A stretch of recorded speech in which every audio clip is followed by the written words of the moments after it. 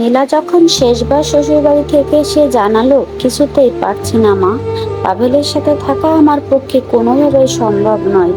অনেক চেষ্টা করেছি, ওর স্বভাব বদলাবে না মা। আর ইদানিং আমার পাশাপাশি অবুঝ সারাকেও মারধর শুরু করেছে। শ্বশুরবাড়ির একজন লোকও ওর করে যাওয়া অন্যায়ের প্রতিবাদ করছে না। আর শাশুড়ি তো উল্টো আমাকেই দোষারোপ করে।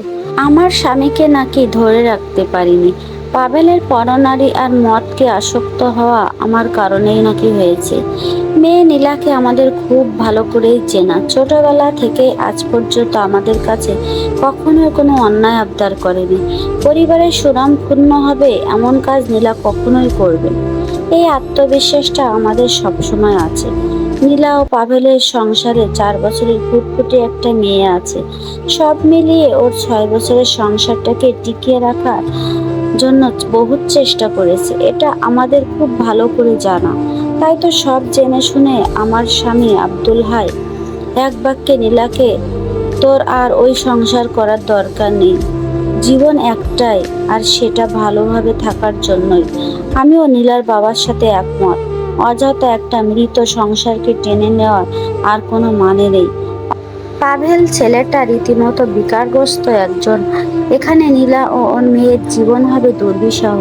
কিন্তু আমরা মানলে কি হবে? শাহজাহানপুরের আমার 5তলা শ্বশুরবাড়ির বাকি 4তলায় থাকা নীলার 3 চাচা আর এক ফুপু এই সিদ্ধান্ত কিছুতেই মেনে নিতে পারেনি।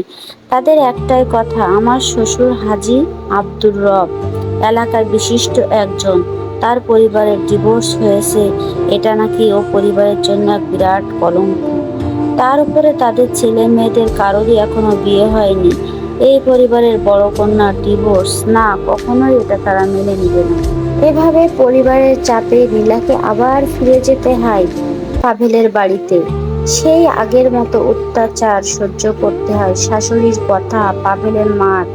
আর পাভেল তো আছেই পরনারী নিয়ে পড়ে। কখনোই বউ বাচ্চার প্রতি তার খেয়াল থাকে না। সে সারাক্ষণ পরনারী, মদ এগুলো নিয়েই তার ব্যস্ততার মাঝে দিন কাটায়।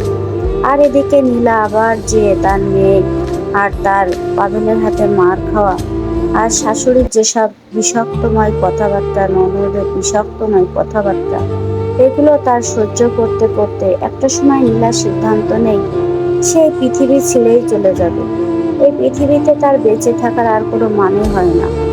যখন তার মা বাবার বাড়িতেও তার স্থান হলো না, স্বামীর বাড়িতেও স্বামীর কোনো ভালোবাসা পেল না, তখন সে আর কি করবে বেঁচে থেকে? বহুত চিন্তা ভাবনা করে দেখলো আসলে এই পৃথিবীতে তার বেঁচে থাকার কোনো আর ইচ্ছাই নেই। তখন হঠাৎ করে কি যেন মনে হলো, না, তার তো একটা মেয়ে আছে, মেয়েটা যদি কিছু হয়ে, আমার যদি কিছু হয়ে যায় তাহলে আমার মেয়েটার কি হবে?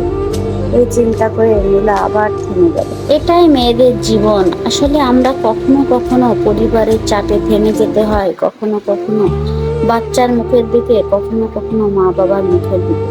মেয়েদের জীবনটা বড়ই আজব, বড়ই কঠিন। এই জন্য আমাদের সমাজে মেয়েদেরকে নিজের পায়ে না দাঁড়িয়ে কখনোই বিয়ে করা উচিত নয়।